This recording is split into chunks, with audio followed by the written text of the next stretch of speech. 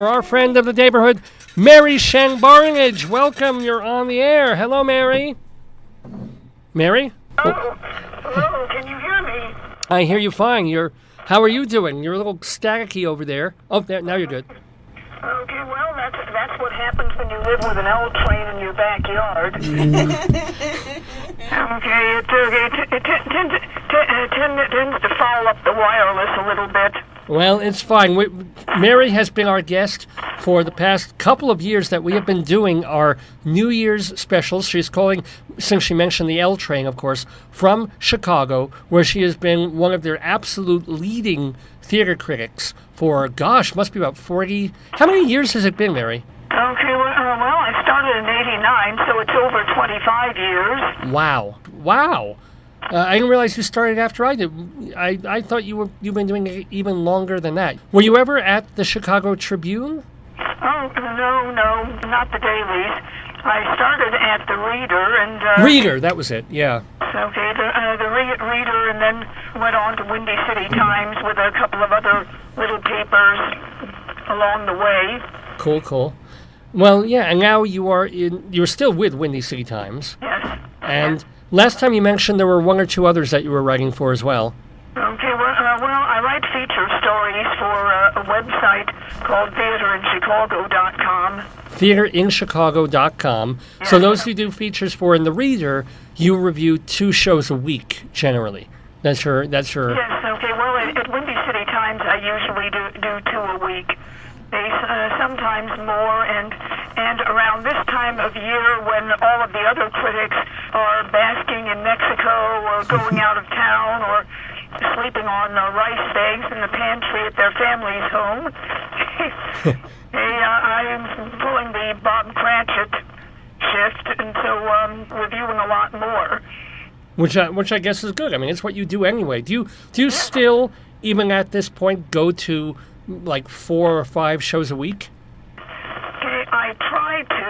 Lately, I haven't, since, as I might have told you, last February somebody said, break a leg, and I did. Oh. Now, if I had to break a leg, I couldn't have been lucky enough to do it falling off a bicycle in 3rd grade or playing softball in high school. I had to wait till I was this old to do it, so I spent a few months in rehab looking down at my leg and saying, heal, damn it, I'm missing plays. Oh, gosh. Now, you were shoveling snow in front of your stoop? Was that the deal? No. Last winter was a rather warm winter, so I stepped out on the porch to get the newspapers and slipped on the last little patch of ice seen all winter.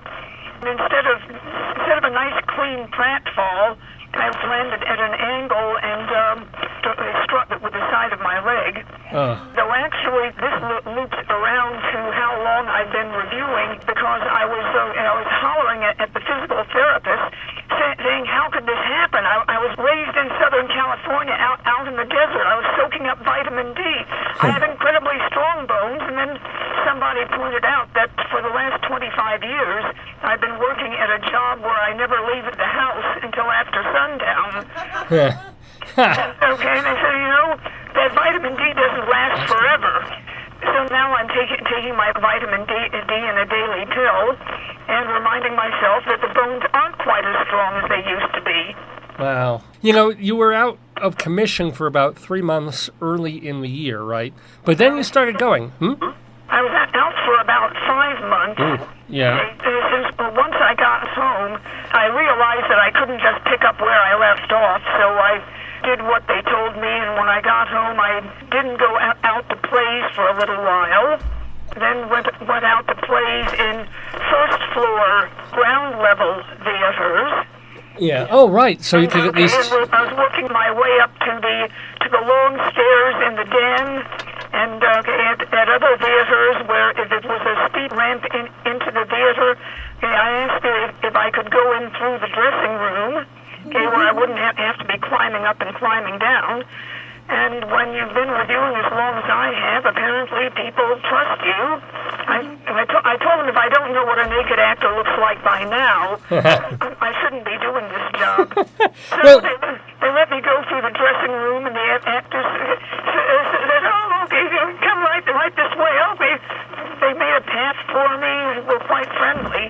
But you didn't take any naughty selfie pictures of actors while they were, and then putting them on the internet or Instagram. Okay, I promised them I would not gawk or gossip. Not even. Well, you're gossiping now, but you didn't gawk, so that's good. Okay, well, no, not gossip, meaning I won't tell anybody where the birthmarks are. I won't tell anybody who wears the support stockings. Who wears the Spanx, Well, Mary? I wear the support stockings. I find them very helpful. But let me ask you a question, Mary. This is when Joyce and I first moved out to Colorado. All anybody could ask us or say was, well, Dave, you were a theater critic for all those years. You would go to the theater 3, 4, 5 times a week or more. Now that don't you miss it? Don't you miss the theater? Don't you miss Broadway? Don't you miss going to all that all the time? And sometimes I do, but I miss it a lot less than I thought I would. When you were out of commission for all those, for 5 months essentially, did you miss theater less than you thought you would, or was it really like, did you go through withdrawals? Well, first off, since I make my living writing reviews, my first thought was all the money that I wasn't making. Yeah. There were also some plays that I was really looking forward to seeing. I'm still sorry that I missed Michael Patrick Thornton playing Richard III. Let me explain why. Well, Michael Patrick Thornton is probably barely 30, but some years ago he had a spinal stroke that put him in a wheelchair. But he still runs his own theater company. Whoa. And he still acts. And it's at the point and now where Andrew Hinderaker wrote a play for a guy in a wheelchair. He's also been at Looking Glass in plays where the role wasn't really written for a guy in a wheelchair, but they said, well, why not have a guy in a wheelchair do it? And so they chose, in this case, Richard III, which I guess... Which makes him perfect for Richard III. Now, I've seen him play Iago before, wheelchair and all, and he was one badass Iago. Okay.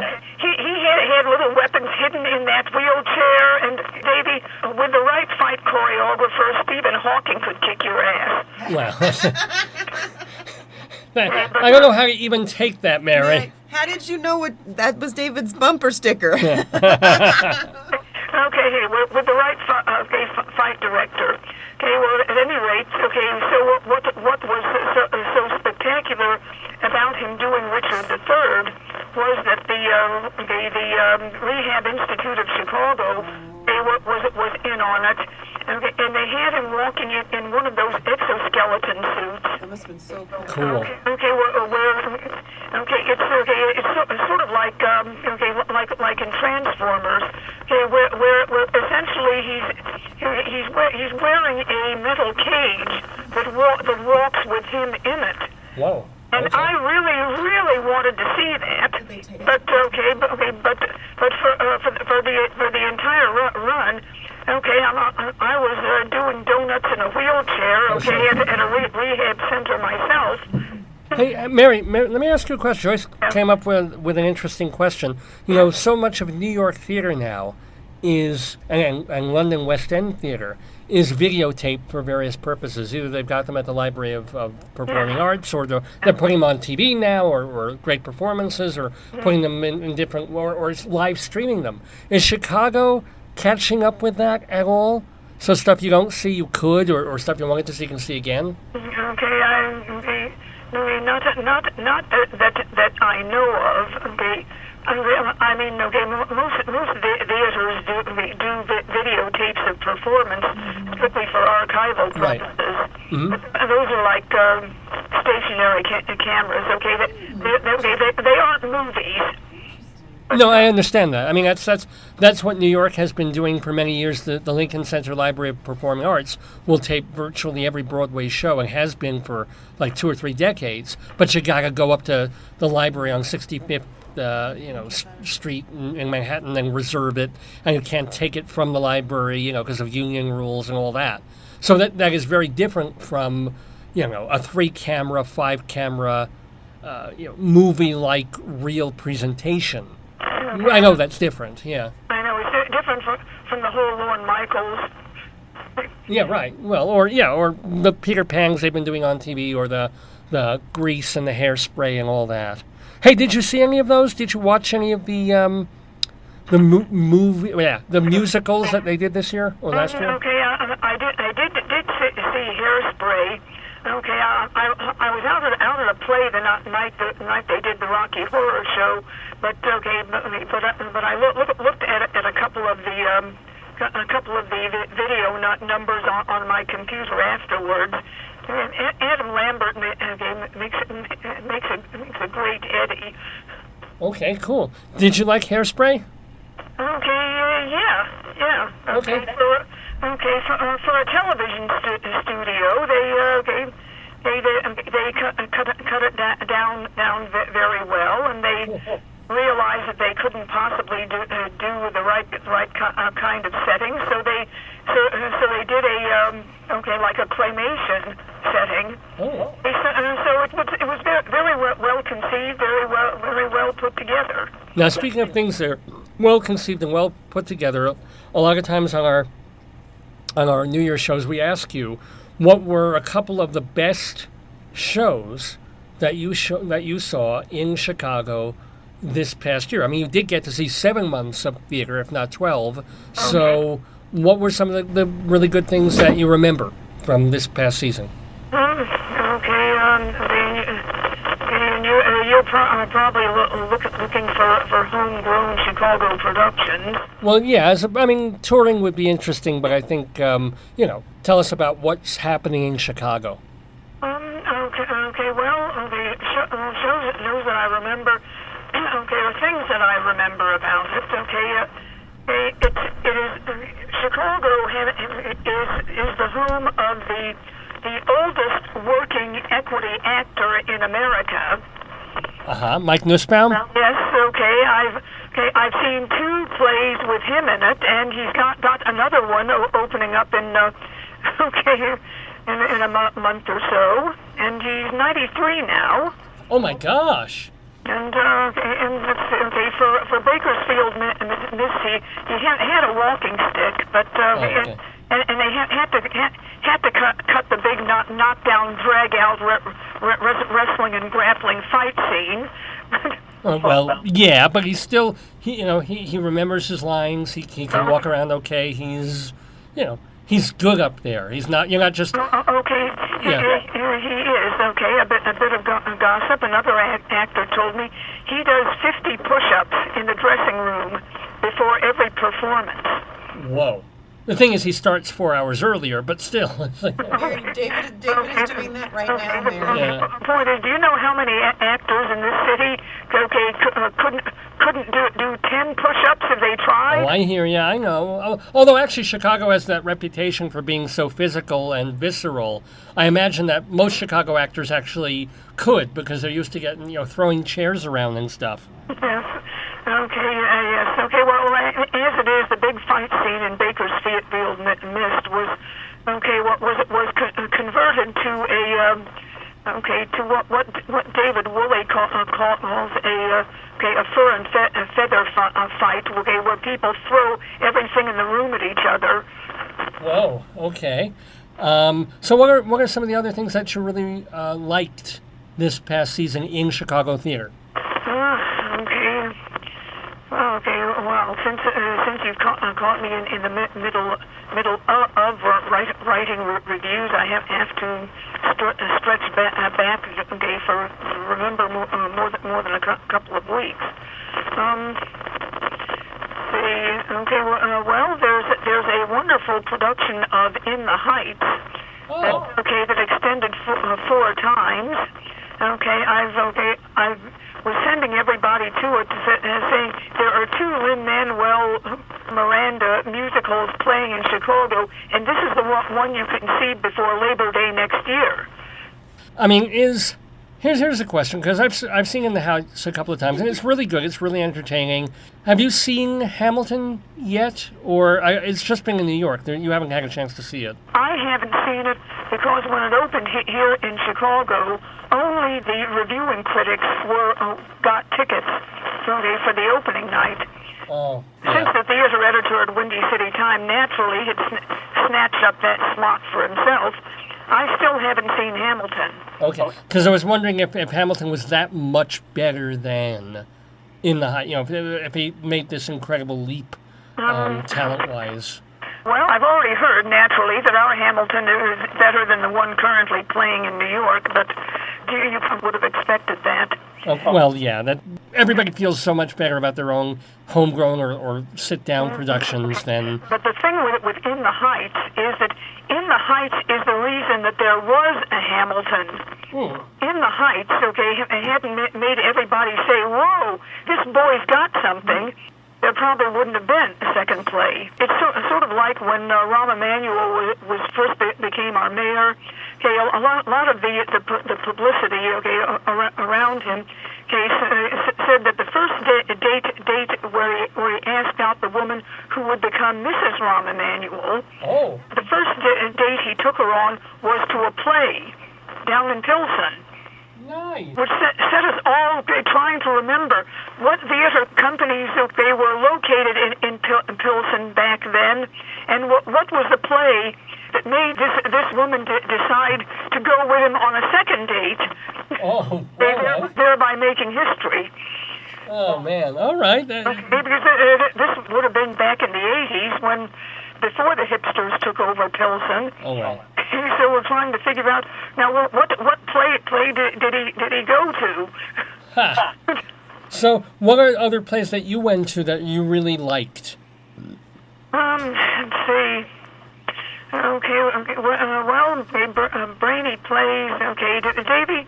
Okay, talk to your audience for a little while. Okay, while I run into the other room and get my calendar. Oh, Mary, you should have been prepared. Tisk, tisk, tisk.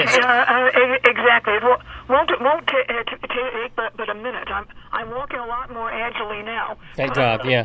All right, you go get your stuff. Radio audience for a minute. I shall indeed. We're talking, by the way, with Mary Shen Barnidge. She is a theater critic for Windy City Times out in Chicago, and also theater something. I forgot the name of the other website where she does feature stories about Chicago theater. She's one of the most respected critics in the Windy City and really in America. She's a marvelous writer. And by the way, if you can't read her stuff on Windy City Times, remember that her reviews are also syndicated to TotalTheater.com, one of our sponsors, TotalTheater.com. You can read her reviews and reviews from other critics in New York and Chicago and Los Angeles and Milwaukee and South Florida, all for free in the Criticopia section. There's a Periodica section of articles and interviews about the theater. Oh, she's back. Hold on. Well, so yeah, welcome back, Mary. So yeah, go look through your calendar and tell us other shows we should be that you really love this year.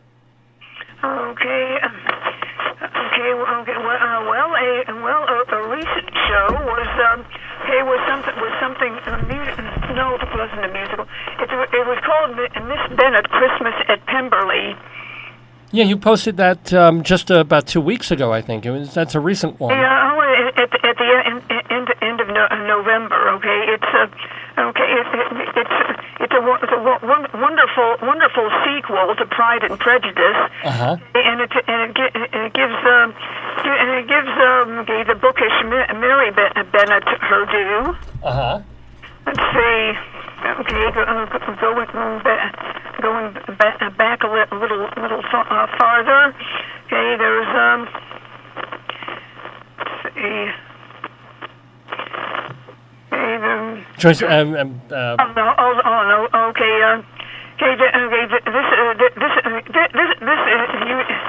Okay, and you can tell I'm doing this extempore because I'm starting to stammer.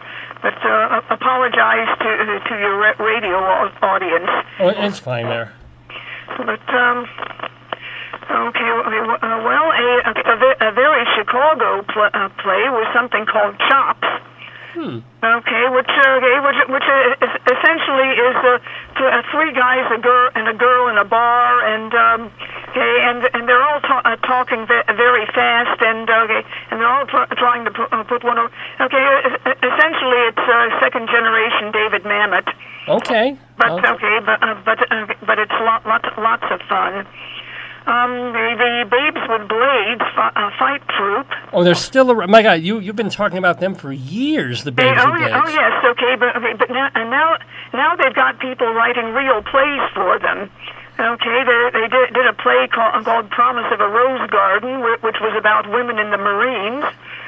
Okay. They doing things that Marines do rather than things that women do, like doing things that Marines do, like going dinky dow on the battlefield. And what does that mean? Well, I'm sorry. What is that? I know you were in. By the way, Mary was in the military, but I don't know what. I assume that's a Vietnam reference. But what does going dinky dow mean? Oh, okay, dinky dow. Okay, it's a GI pronunciation of Den Kai Dao, which literally means off the wall. Okay. Oh, It means you're going nuts. Okay, and it's okay, and technically it's an anachronism because Promise of a Rose Garden is set during the Iraq War. Oh, okay. So I'm giving away my age. No, well, not quite, but actually, do you mind telling us how old are you, Mary? Okay, I'm 68 now. I'm going to be 69 next year. All right. So you've got a bunch of years left to do what you do. Thank goodness. Just don't be slipping on ice no more. You know. I'm being careful. Okay. Oh, okay. Another homegrown Chicago musical was The Man Who Murdered Sherlock Holmes. Ooh. Okay.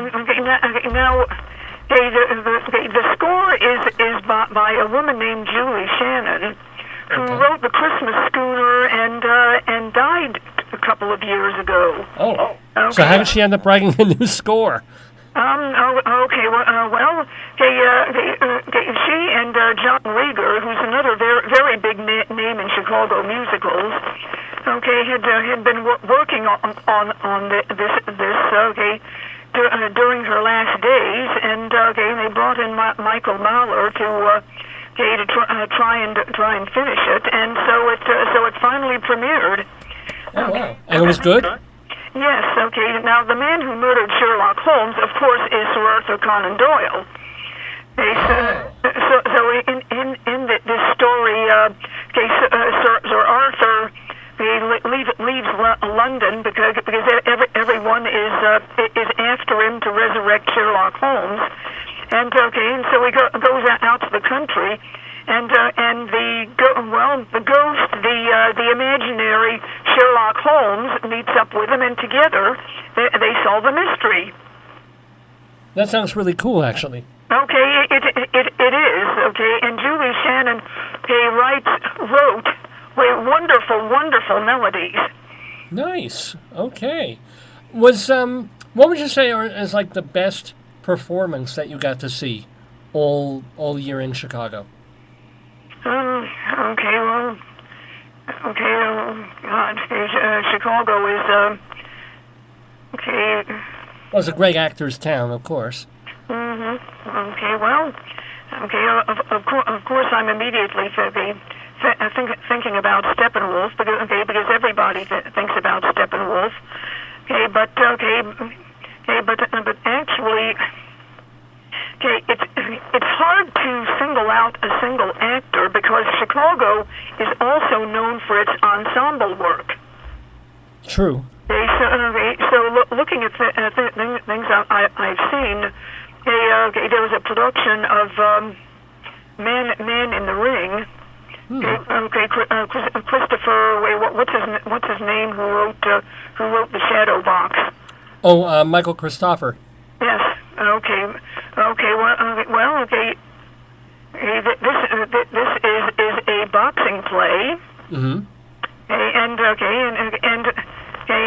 So a boxing play, but so there's lots of physicality, but not really a lot of boxing in it. It's a story of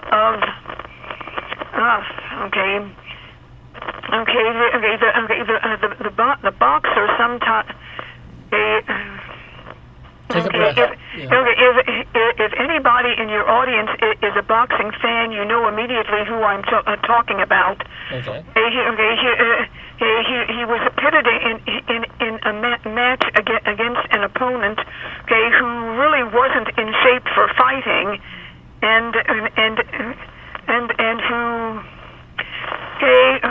essentially, called him a queer. Oh. Okay, whereupon he beat his opponent so badly he put his opponent into a coma, and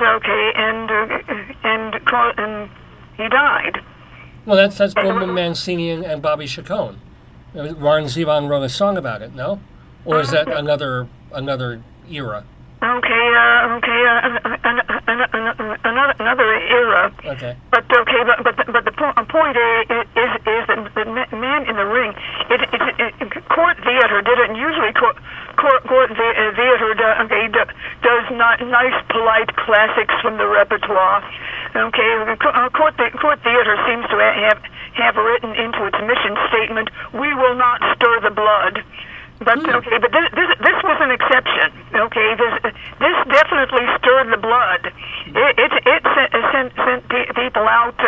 In a different state than when they came in. Nice. Okay, Yeah. okay, and that was wonderful. Okay, House Theater of Chicago. Okay, that does very performance-oriented, very physical things. They did something called the comedic tragedy of Mr. Punch. Okay. That is the story of, now you know Mr. Punch as in Punch and Judy. Oh, Punch. No, okay. I thought you said punt, which rhymes with something else. Punch. Okay. So on one level, it is a Punch and Judy puppet show. Uh-huh. On another level, it is a show about the puppeteers. On a third level, it is about both of them getting tangled up together. But as usual, there are huge puppet effects, and since the stage is bigger than the audience, we're all right in the middle of it. Nice.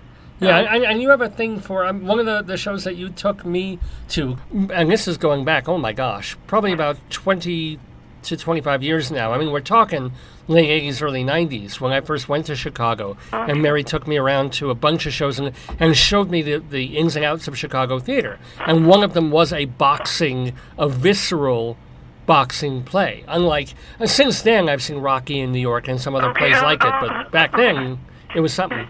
Yeah. And Never Come Morning. That's right, Never Come On. And you took me to Hell Cab, and you took me to Too Much Light, which was miraculous. And or maybe I went to that one myself, and we took me to, oh God, there was this one. And I also took you to an updated Vanity Fair at Lifeline Theater. Right. Okay, where you fell in love with Catherine O'Connor. I didn't fall in love with her. She was cute. She was very cute.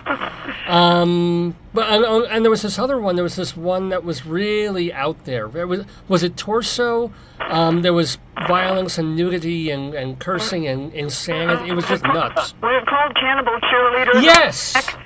Oh yes, that was Torso Theater. Cannibal Cheerleaders on Crack. Yes, I remember that too. Ran for 10 years. Wow. Well, it wasn't that great, but it was that sort of Chicago, like, we can do anything, it's no budget, let's just get out there and, be crazy in a way that other theater, other places in America can't, Okay, well, back then, that sort of thing was pretty outrageous. Okay, now something like that, though not as slap happy. I recently saw a production of Hedda Gabler.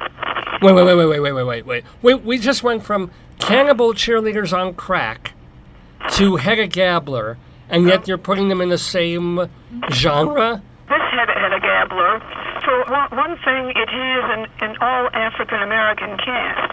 Hedda and her husband are African-Americans. Okay. It's set in what looks sort of like Louisiana, outside New Orleans. There's the spotlit bird cage hanging in the middle of the set, and there are all these vases of dead flowers around the room. And this is being done in a theater. Okay, I don't know how big your studio is, but that's about how big the theater is. Oh, okay. Chicago is also famous for its storefront theaters, and this is a very small storefront.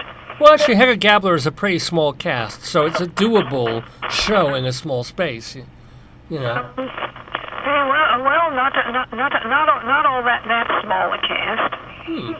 Okay, let's see. Okay, other good plays. Okay.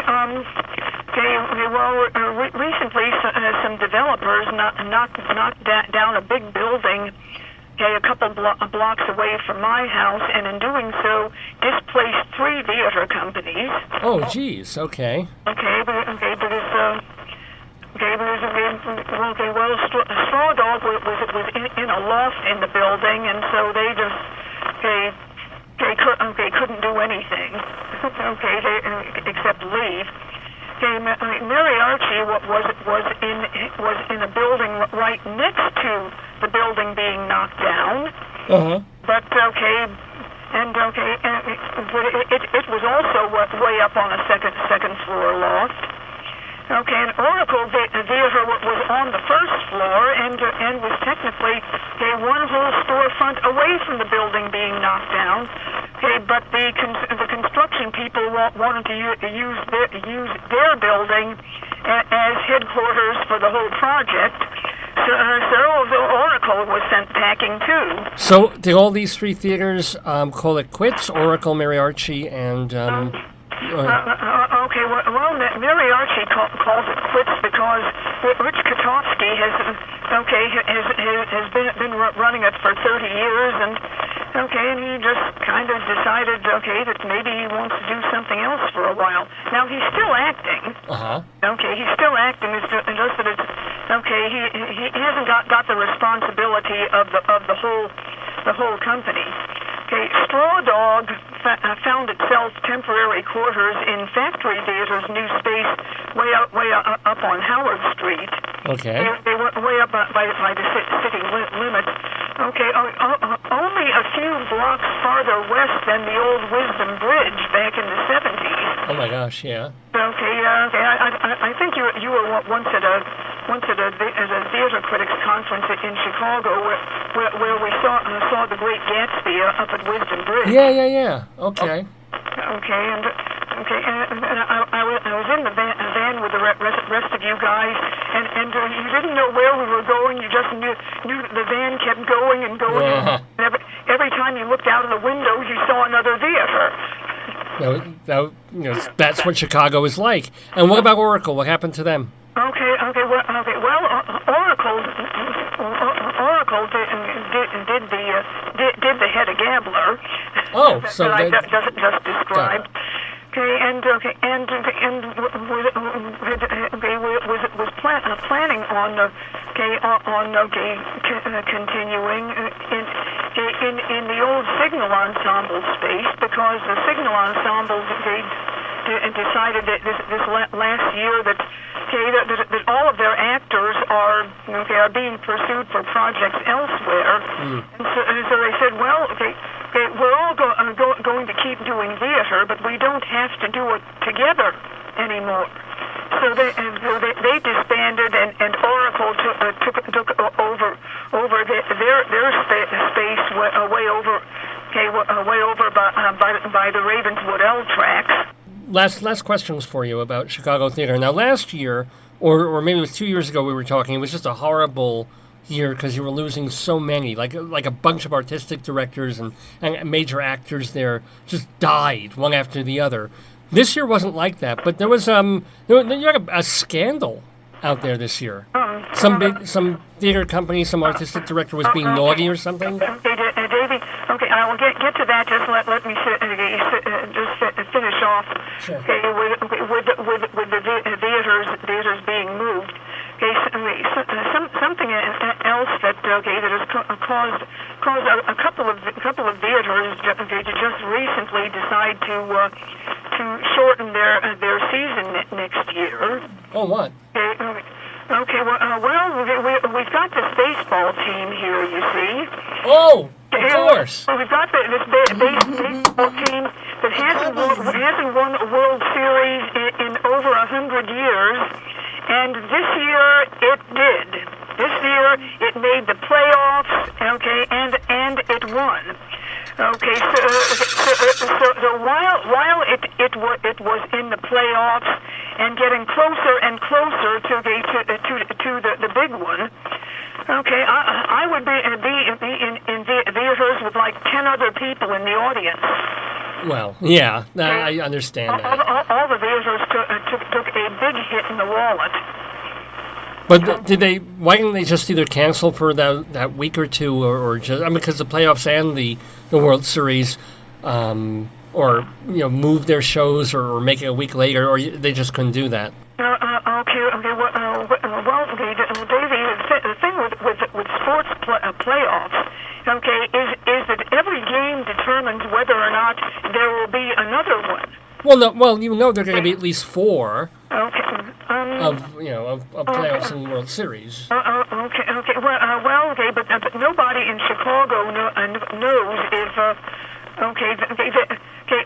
all they know is that if the Cubs won this game, it means they're going to be playing another game, and there probably won't be a lot of audience that night.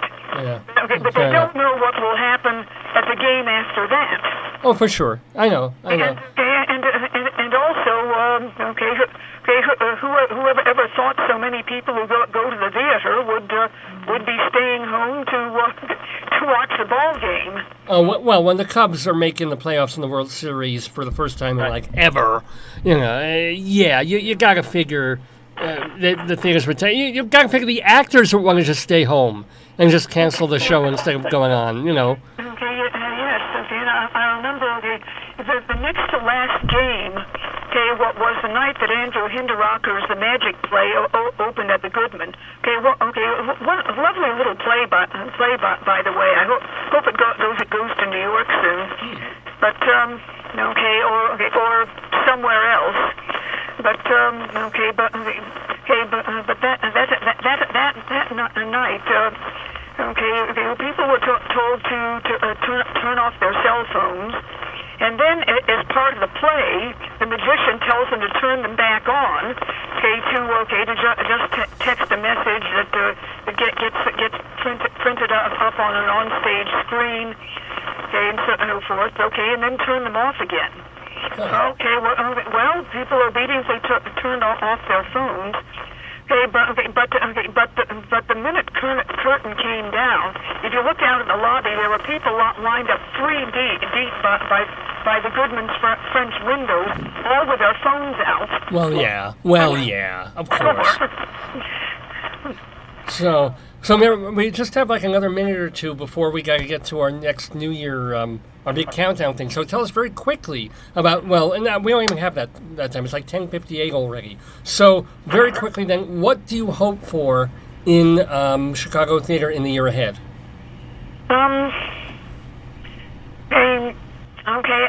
I hope all the theaters that lost money, as a result of the baseball season, and also of a lot of people preferring to huddle by the grump fire and scare themselves to death over the election.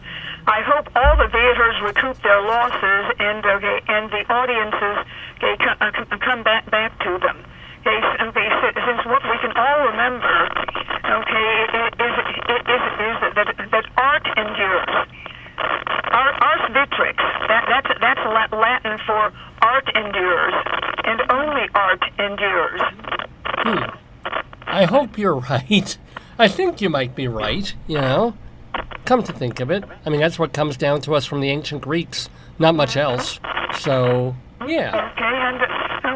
And after all, we're still seeing Sophocles, we're still seeing Shakespeare, and I'll bet you can't name the 11th president of the United States. Oh hell, I can't even name the current president of the United States. So there you go.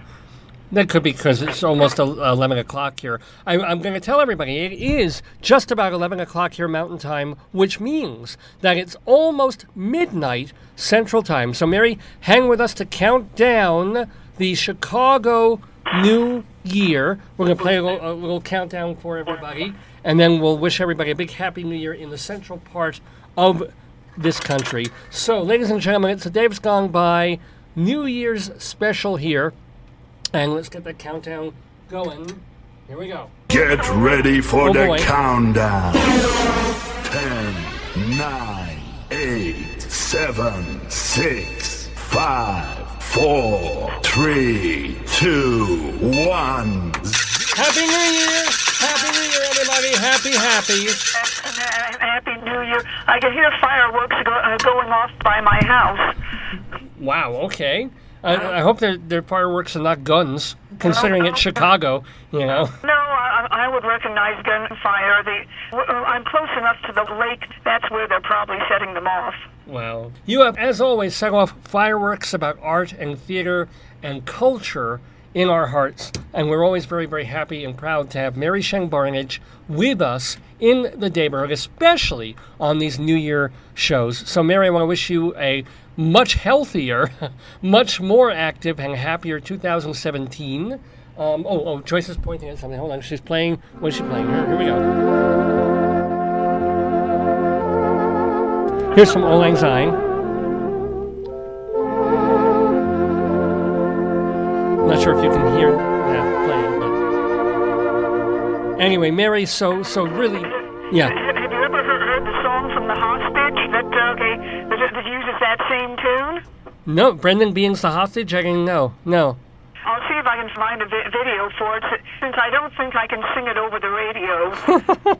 Okay, we'll find it and email it, and we can play it maybe later in the show. Yeah. It's the same melody, but very different lyrics. I can imagine.